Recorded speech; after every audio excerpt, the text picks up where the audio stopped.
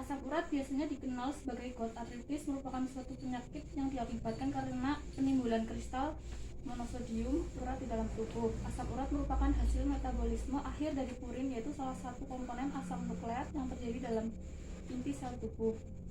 Lalu selanjutnya penyebab utama terjadinya asam urat yaitu karena adanya deposit atau penimbunan kristal asam urat dalam sendi. Penimbunan asam urat sering terjadi pada penyakit dengan metabolisme asam urat abnormal dan kelainan metabolik dalam pembentukan purin dan eksekusi asam urat kurang dari ginjal.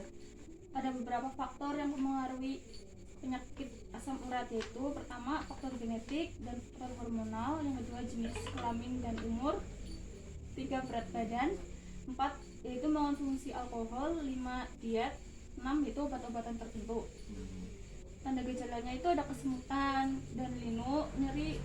Gout dapat diklarifikasikan menjadi dua, yaitu gout primer dan sekunder. Yang primer itu di mana menyerang laki-laki usia degeneratif, di mana meningkatnya produksi asam urat akibat pecahan purin yang disintetis dalam jumlah yang berlebih di dalam hati.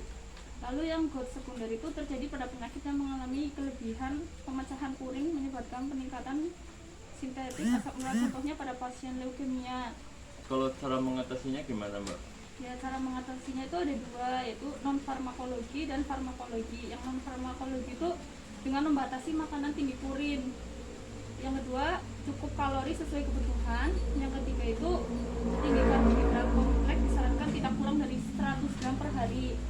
Terus mengonsumsi rendah protein yang bersumber hewani, rendah lemak, terus tinggi cairan. Terus usahakan dapat menghabiskan minuman sebanyak 2,5 liter atau sekitar 10 gelas sehari, Pak. Lalu yang farmakologi itu pengobatan fase akut, yaitu obat yang digunakan untuk mengatasi nyeri dan inflamasi, contohnya kolsisin, indometasin, fenibulzaton, dan kortikosteroid. Lalu yang kedua pengobatan hiperurisemia, terbagi dua golongan, yaitu golongan uricurosik dan inhibitor xanthin.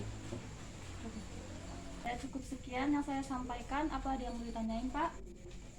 Paling kalau bukunya ini buat saya gimana? Iya silakan, Buat baca-baca. Pak. Iya silakan. Nanti jadi bapaknya bisa baca-baca di rumah.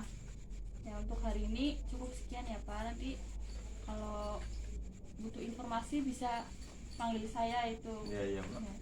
Saya pamit dulu ya, Pak. Terima Ya, kasih atas makasih, Mbak. waktunya. Iya, sama-sama. Selamat istirahat, Pak. Iya.